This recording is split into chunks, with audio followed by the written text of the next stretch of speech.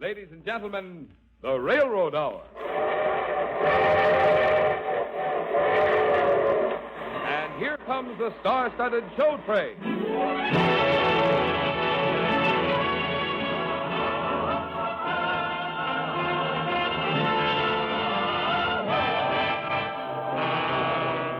Tonight, the Association of American Railroads presents the famous Victor Herbert operetta, Mademoiselle Modiste, starring Gordon MacRae and his lovely guest, Jane Powell. Our choir is under the direction of Norman Luboff, and our music is arranged and conducted by Carmen Dragon. Yes, tonight another great musical success is brought to you by the American Railroads, the same railroads that bring you most of the food you eat, the clothes you wear, the fuel you burn, and all the other things you use in your daily life. And now here is our star, Gordon MacRae.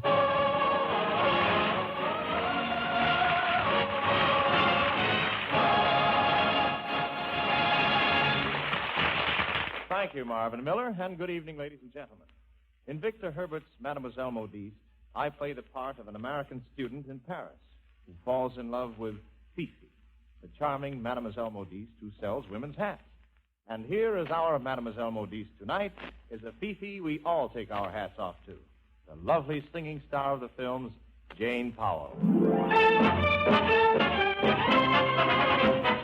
Large hats, small hats, flat and very tall hats, play a part in history for good or ill. Closer hats may make a man, but since first the world began, hats have made a woman and they always will. Large hats, small hats, flat and very tall hats, play a part in history for good or ill. Closer hats may make a man, but since first the world began, hats have made a woman and they always will.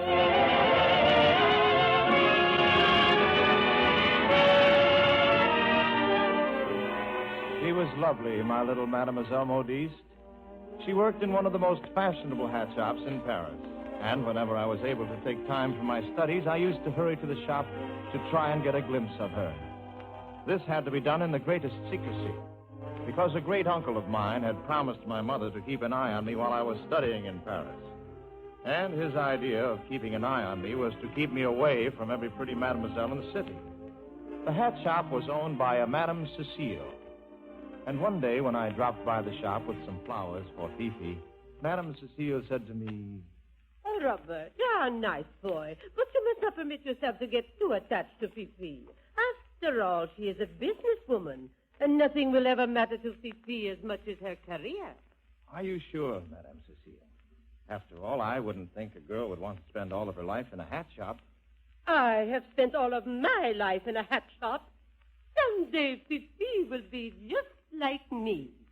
Oh. What do you mean? Oh. Well, Madame, I see Fifi in a small house, cooking and sewing and singing to little girls who look just like her. Oh, shiver. You are too young to be thinking of things like that. You should be free to do as you like. Well, that's always been my philosophy.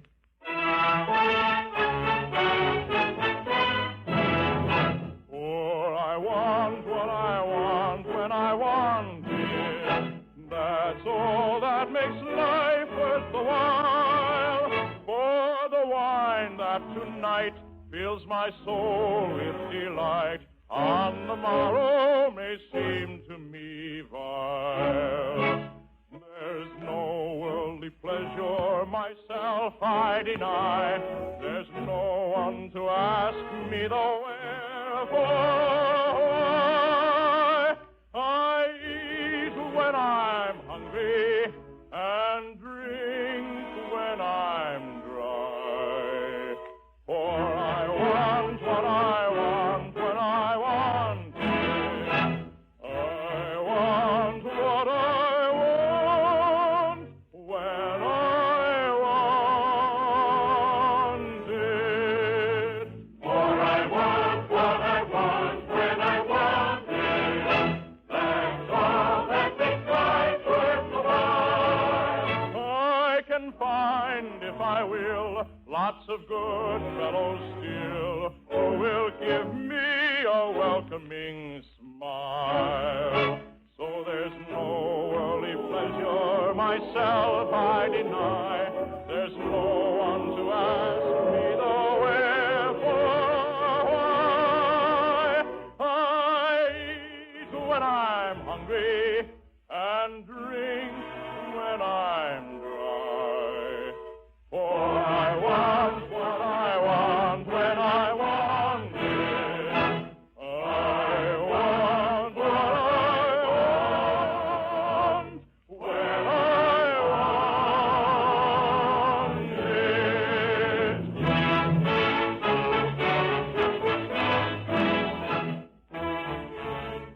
left the shop that day without seeing Fifi.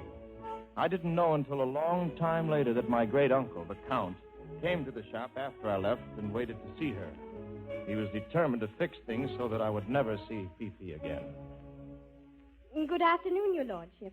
Madame Cecile said you wanted to see me. How can I serve you? Well, what is a charming girl like you doing in a place like this? I sell hats, monsieur. May I show you some? Well, suppose I asked you to model one and come to tea with me. What would you say to that, eh? I cannot leave the shop during working hours, monsieur. Well, how about after working hours? I have an engagement after working hours. With the gentleman? Oh, oui, monsieur. Oh, he must be a very attractive gentleman. Monsieur, if you aren't interested in any hat, I must ask you to excuse me. Oh, I'm very interested in hats. Show me something that an attractive young girl might enjoy wearing in the morning. Oh, oui, monsieur. What is a young lady's complexion? Very like yours. Oh? Well, then, how about this model? Oh, that's enchanting. I'll take it. Now, about this gentleman you meet after work. Is he a young American who... Oh, no, monsieur. He is an old Frenchman. How does this model strike you? That's charming. An old Frenchman? You are in love with an old Frenchman? In love? Oh, no, monsieur. He is my music teacher. Oh, your music teacher. But, of course, I'm setting to go on the stage. Not that the setting is ever likely to do me much good, but... Now, why do you say that? Monsieur, I have neither money nor influence. And without one or the other, I am helpless. Tell me, what sort of roles can you play, Mademoiselle Modiste? Any role? Well, you have self-confidence. I'll say that for you. Monsieur, I will show you that I have more than that. If I were asked to play the part, a simple maiden light at heart, a busy lass in country clothes, as to and from her work she goes, I'd sing a merry little strain, and gaily dance to this refrain. Tra-la-la-la-la-la, tra-la-la-la-la-la-la-la-la.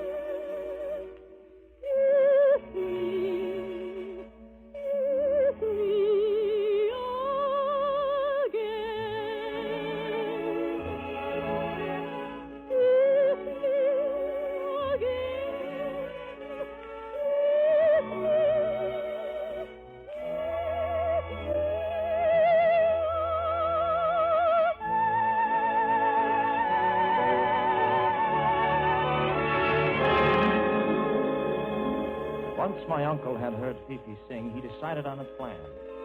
He bought 3 more hats, and while Fifi was having them wrapped, he slipped $5,000 into an envelope and addressed the envelope to her. When she returned, he said to her, The name of the lady who is to receive the hats is on this envelope. I want you to deliver them to her. Oui, monsieur. Fifi, you're back. I was hoping you'd be... Uncle, what are you doing here? Uncle, Robert is... Good afternoon, Robert.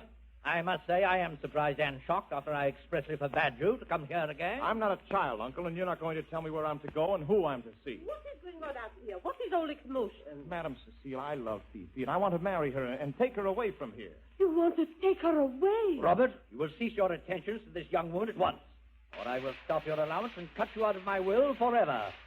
Mademoiselle Modiste, you will have nothing to gain by trapping my nephew into this disgraceful alliance. He is not going to trap your nephew into anything. He is going to stay right here with me. Where will I find another Modiste like her? I tell you, I will not have it in that No, I can't stand anymore. I can't stand anymore. Fifi, come with me. No, Robert. Monsieur le Count, I will not marry your nephew. You need not worry. I know that you can never marry a Modiste. So there is nothing for me to do but to go away. Where will you go? I will deliver these hats for the Count, and I will not be back. I think you are making a wise decision, Mademoiselle Modiste. You'll find the address on the envelope. And I hope you attain your goal and become a great singer. Fifi, you can't leave me like this. You can't. I love you. I'm sorry, Robert. I'm afraid there's no other way. Alas, to part, how great the sorrow, to leave the friend grown fond with years, to know perchance that on the morrow, for love and smiles come doubts and tears.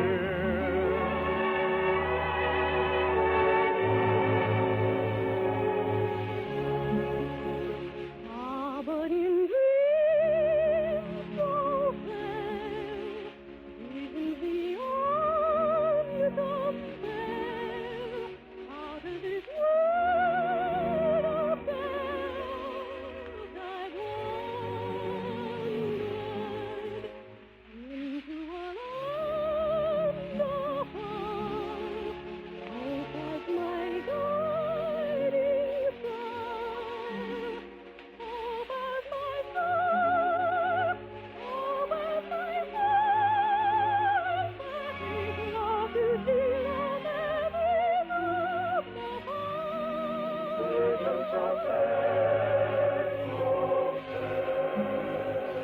Ah, but in dreams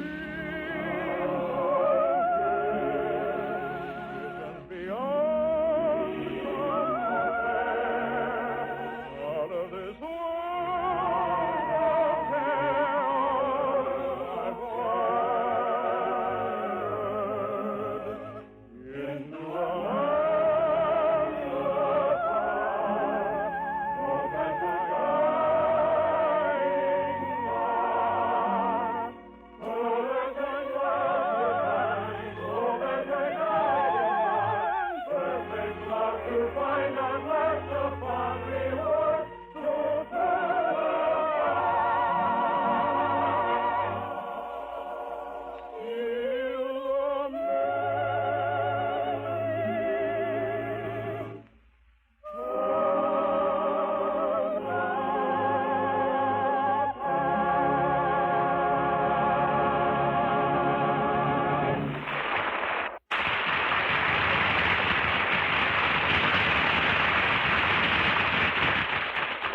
We'll return to the second act of Mademoiselle Modiste in just a moment. But first, today the American people have a wider choice of a greater variety of necessities, conveniences, and luxuries than any other people have ever enjoyed. One of the important reasons for this is the American system of transportation. The backbone of that system is the great workhorse of American life, the railroads. Of course, we have other forms of transportation on land and water and in the air. But it is the fundamental service of railroads which makes possible the modern highway and the motor cars which use it, and also makes possible all the other newer ways of transport. Each one of these other forms of transportation is widely used, but no one of them, nor all of them together, can do for this country what is done day in and day out by its railroads. Only the railroads can and do handle anything movable, anywhere, at any time, in any quantity, and for anyone.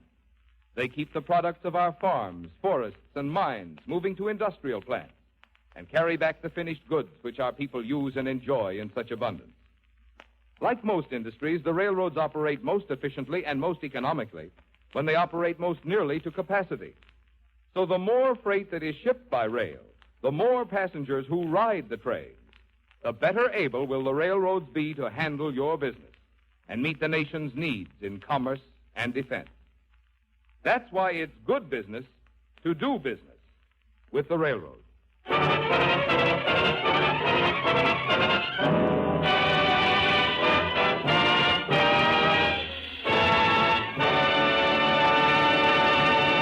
And now, here is the second act of Mademoiselle Modiste, starring Gordon MacRae and his lovely guest, Jane Powell.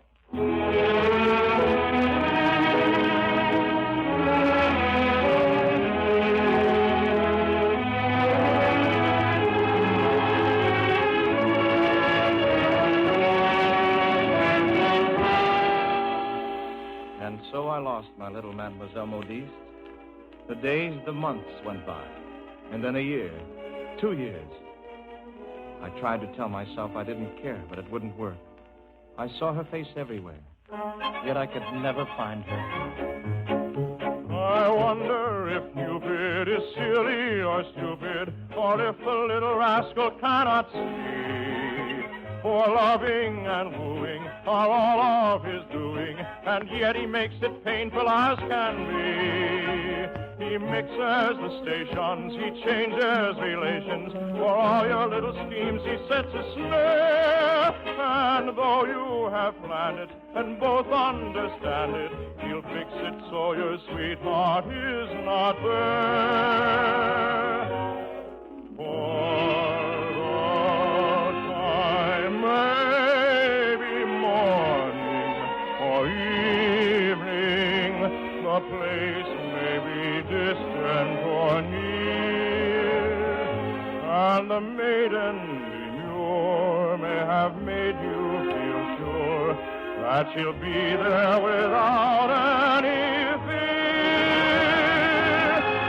But there's always a hitch in it somewhere, and the thought that your brain in a whirl. For seldom, if ever, you find them together. The time and the place and the girl. There's always a hitch in it somewhere. The thought sets your brain in a whirl. For seldom, if ever, you find them together. The time and the place and the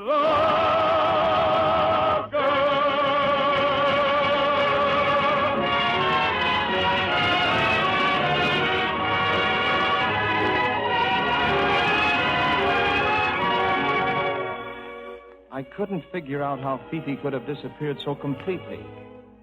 I didn't know she had become a famous singer under the name of Madame Bellini, and that she had come to see my uncle. I have come to repay a debt, monsieur. In this envelope, with your name on the outside, you will find the money that you so generously loaned me. Oh. And did you go on the stage? Oh, but yes. Didn't you know? As a matter of fact, I'm singing tomorrow night at the Charity Bazaar. I am Madame Bellini. Singing at the Charity Bazaar? My Charity Bazaar? Oui, monsieur. Is this some trick of yours to see Robert? Will he be there? Now, see here, you ought to have nothing to do with Robert. I am no longer a modiste, monsieur. My dear girl, Robert can marry only a woman of birth and education. Someone who is of my station in life. Oh, he could hardly marry you, monsieur. This is no occasion for levity. I absolutely forbid you to make any appearance at the Charity Bazaar. Very well, monsieur. But I think you are a selfish old aristocrat, without a kind, charitable thought in your heart. You can keep your precious nephew. I wouldn't dream of marrying him.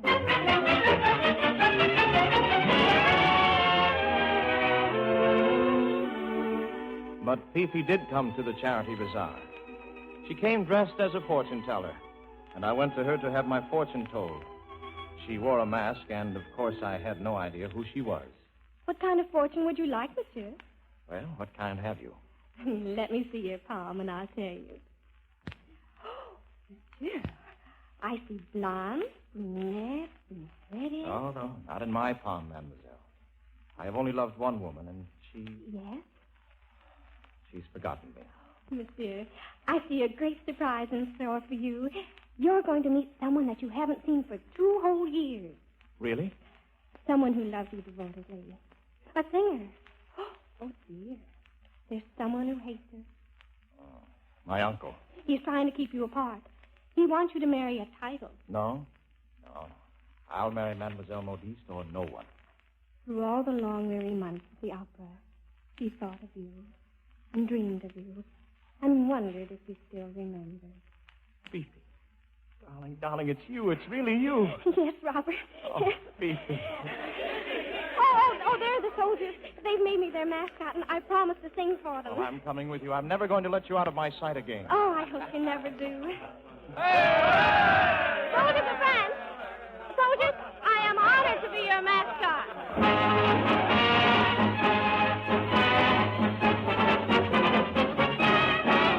Hark the drum, here they come on parade. At the side hides the tie trusty blade.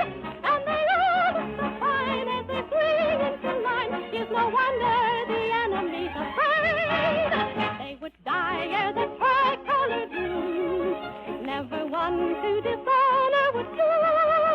I'm the truth of the mess. I'm the girl they love best. I'm the captain of the crew. Mark the drum, here we come on parade. And take the pride, trusty flag. And we all look so fine as we swing into line. It's no wonder the enemy's afraid. They would die or the tricolor grew. Never one to dishonor would do. I'm the truth of the mess. I'm the girl they love best. I'm the member of the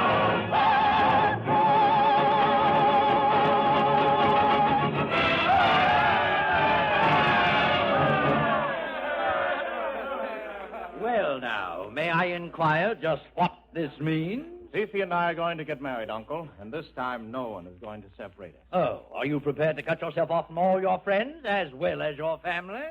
I'll have her. You know, Uncle, you really did us a great favor by separating us. You showed us how much it means to be together. Well, young woman, seems you've won and I have lost. Oh, please don't feel that way about it. Share our happiness, will you? Well, there doesn't seem to be anything else to do but swallow my pride and wish you both happiness and withdraw. I don't know, I always get so sentimental in the spring. Fifi. Kiss me.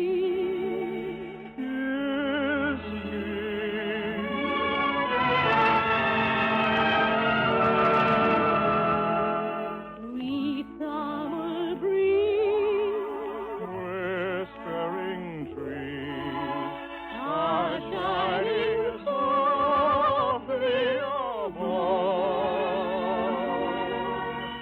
Roses in bloom, wafted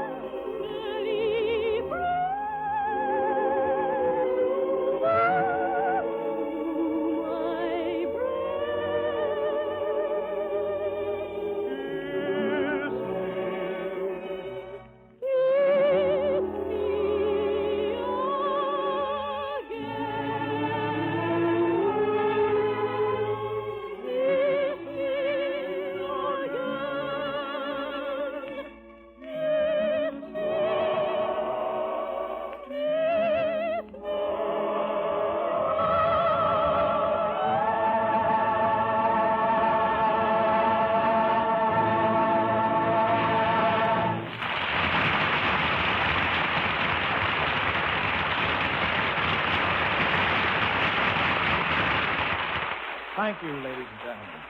Jane Powell will be back in just a moment. Meanwhile, this is Gordon MacRae giving a big vote of thanks to Verna Felton and Joseph Kearns for their fine performances tonight.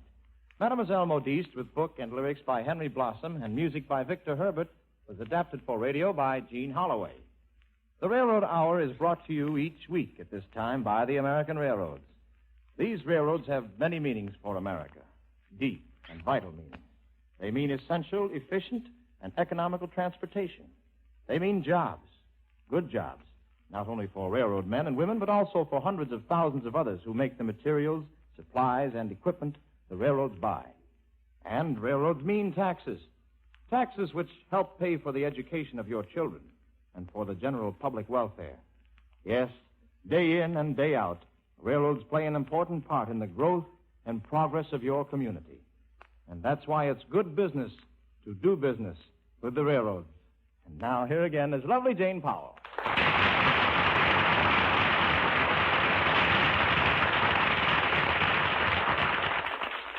Janie, you know it's always a pleasure to have you with us. Oh, for me too, Gordon. I'm really beginning to feel at home around the railroad. Well, you should. You're certainly streamlined enough. Well, you're no snow afraid either.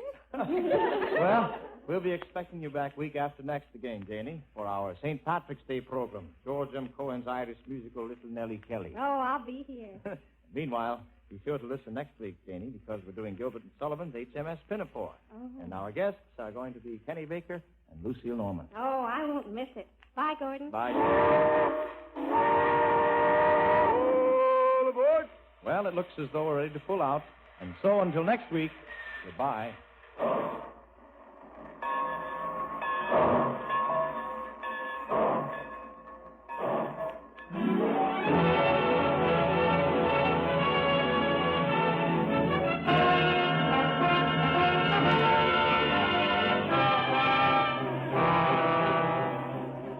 Mademoiselle Modiste was presented by special arrangement with the Thames Whitmark Music Library. Jane Powell appeared by arrangement with Metro-Goldwyn-Mayer, producers of Key to the City, starring Clark Gable, Loretta Young, Frank Morgan, and Marilyn Maxwell. Gordon MacRae appeared by arrangement with Warner Brothers, producers of The Hasty Heart, starring Ronald Reagan, Patricia Neal, and Richard Todd. Our choir is under the direction of Norman Luboff, and our music is arranged and conducted by Carmen Dragon. This is Marvin Miller saying goodbye until next week for the American Railroad. And now keep tuned to your Monday night of music on NBC.